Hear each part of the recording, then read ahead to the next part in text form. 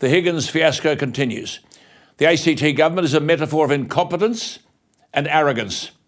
The ACT DPP Drumgold initiated the inquiry into the whole thing, and now he's resigned in disgrace. The Sofronoff inquiry has indicated a complete failure of governance in the ACT and a lack of due process.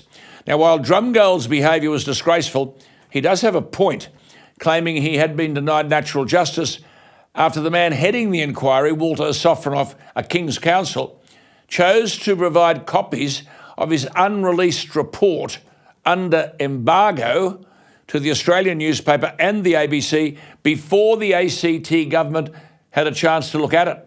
There's now talk of a further investigation to seek advice on whether Sofronoff's premature release of his report may have constituted a breach of the Inquiries Act of 1991, and if further action is required. Now, Section 17 of that Act makes it a criminal offence to disclose information or documents in certain situations and carries a maximum penalty of a month's jail.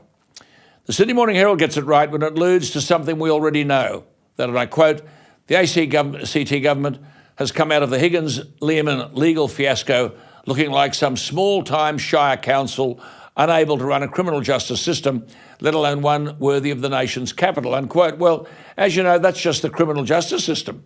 Try the health system, which we talked about last week, and the forced acquisition of Calvary Hospital. Look, it's simple. The ACT government should be sacked and an administrator put in its place. But then there should never have been an ACT government in the first place.